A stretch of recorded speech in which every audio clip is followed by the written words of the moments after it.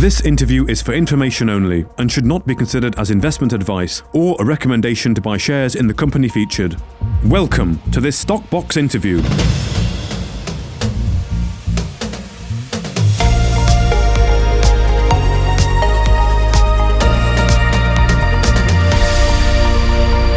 Joining us today is Nick Tulloch, the CEO of Mendell Helium. Thank you very much for joining us today, Nick, of course, following the news about the performance of the Nilson well. But thank you for your time. How are you doing?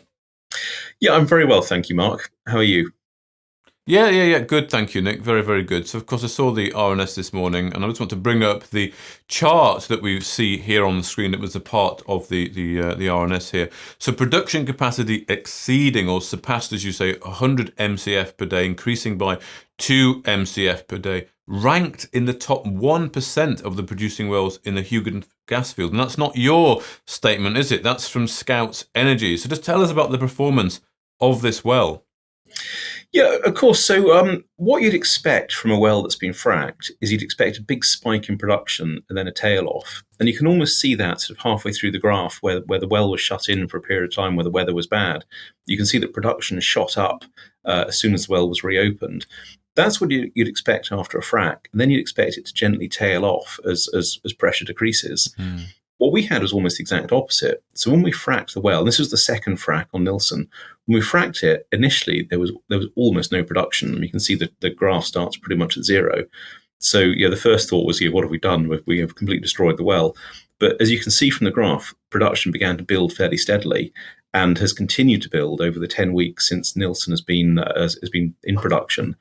But better than that, it's actually accelerating. You can see the curve at the end of the graph beginning to increase. And you're absolutely right. We went through 100 MCF a day at the weekend. As of last night, we were just over 108. Okay. According to Scout, we are now in the top 1% of producing wells. In actual fact, we're second. In terms of what we could sort of say in the announcement, we're a little bit more cautious, but we are the second best producing well in the Hugoton at the moment, based on Scout's data. And as you can see, the production is continuing to rise. So we're getting a lot of local attention, as you can imagine. Yeah, indeed. Okay, so this begs the question: why? Why is it performing so well, and how long will it last?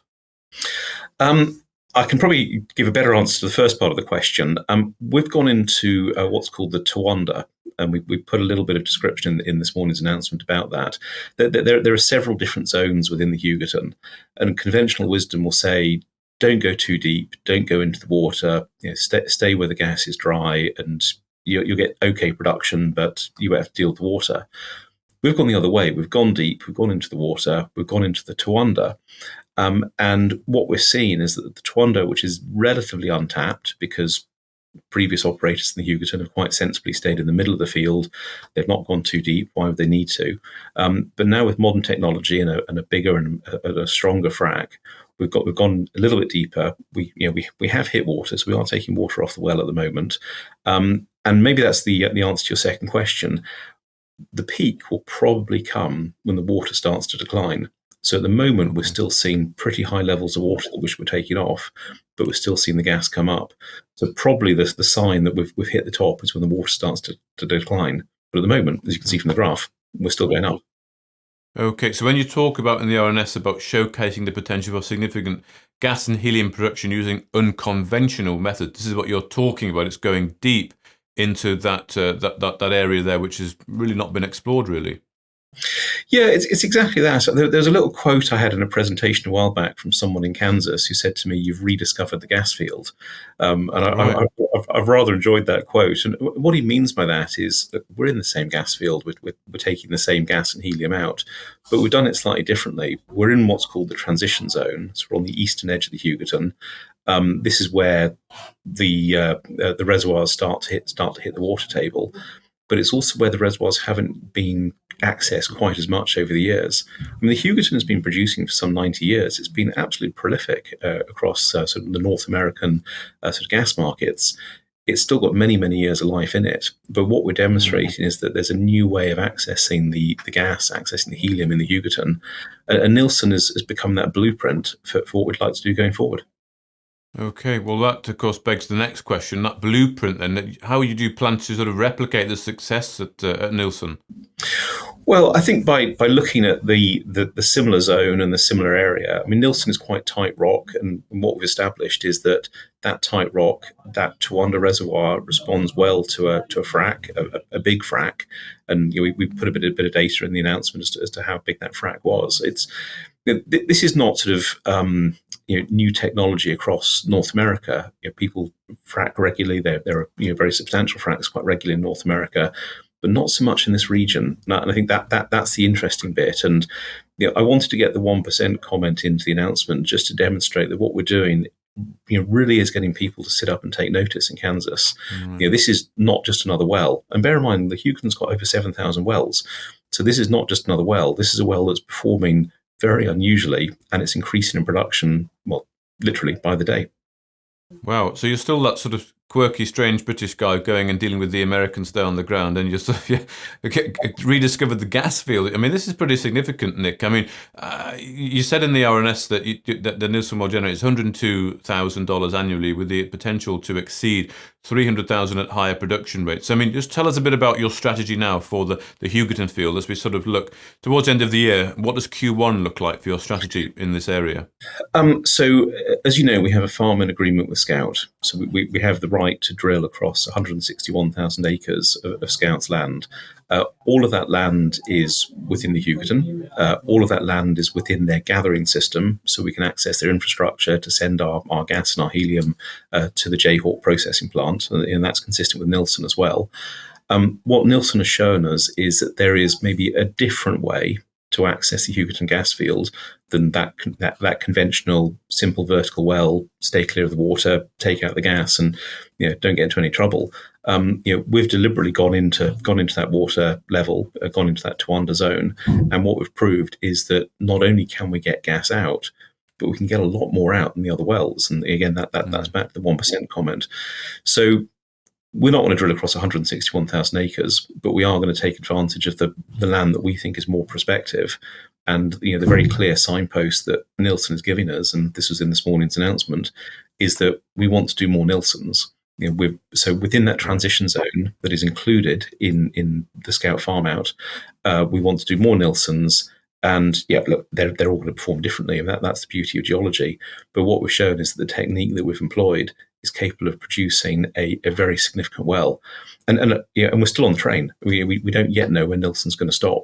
So the figures that were set out in the announcement take us from where we are today, but Nilson was still rising. It was still rising last night. I'll get the data later on today. I suspect it's going to continue. So the water levels haven't changed. So I think we've got a little way to go on Nilson before we actually hit that top. Okay, good. And just thinking then, this unconventional method here, I guess, is it fair to say that it was a bit of a risk, but it seems that risk has been de-risked now? I mean, it absolutely was a risk, and I think a lot of drilling for oil or gas or looking for metals and minerals. I mean, of course, there's a risk. You manage the risk by assessing what you know at surface and taking samples below surface. But it was a risk, but it was a calculated risk. And what we'd seen from Nilson before the bigger frac was that production was responding to water removal, and that gave us the confidence to say, well, actually, let's try something different. And like most things, our best ideas come from other people's previous ideas. We're not the first people in America to do a big frac. There are many analogous wells, and so we looked at what other people had achieved in different areas, but with similar geology. And the feeling was, if we did this, it would be successful. And I guess a big testament was the fact that the frac was funded by third parties. So $170,000 by other investors, and they have a stake in Nilson. But to your point on a risk, the risk was managed by us on the analysis we did in advance, and the fact that it was paid for by other people. And now we know what works. Going forward, we can continue to do more Nilson type wells with a lot more confidence. Indeed. So just finishing off on doing more Nilson said, you plan to use a similar approach in terms of getting sort of local investors to help fund it, and then they will obviously have a certain percentage ownership of the production that comes off that well. I know you've got first right of refusal, so you've got really great access to all this land here, but with what you're doing as well, could perhaps some others try and copy what you're doing? Copying will be hard because we have a right of first refusal over the Scout land. So if anyone wanted to get involved, Scout would have to offer us that opportunity first of all. Sure. In terms of how we would fund it, we've had a number of a fair amount of interest based on what we've done on Nilson.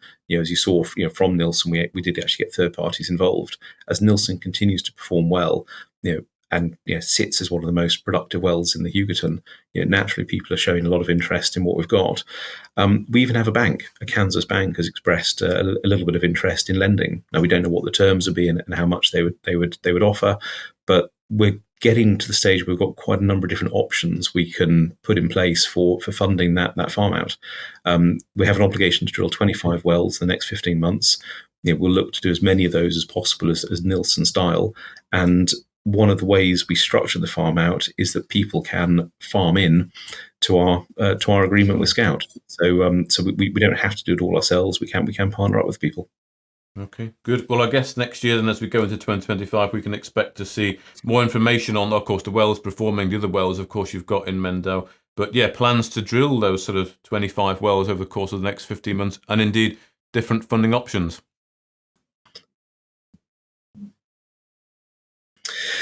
Exactly that. We have a plan in place now and a strategy that's been proven to our satisfaction, and that's very much how Q1 and beyond looks. It's been a very busy second half of the calendar year for M3 and for Mendell, and that will continue as we go into 2025. We also have the option to complete with M3, which has slightly taken a back seat given all the activity that we've had in the ground, but that will complete in the first quarter, and we'll move forward with the Scout deal. Okay, good. Well, thank you very much for your time and that update today, Nick Tulloch, the CEO of Mendell Helium. Many thanks, Mark. If you enjoyed this interview, then give us a thumbs up, a like or a retweet. Subscribe to us on YouTube or follow us on Twitter and hit that notification bell to be the first to know when we release new content. There's loads of great content on our website too, across all our programs at stockboxmedia.com. Thank you for watching.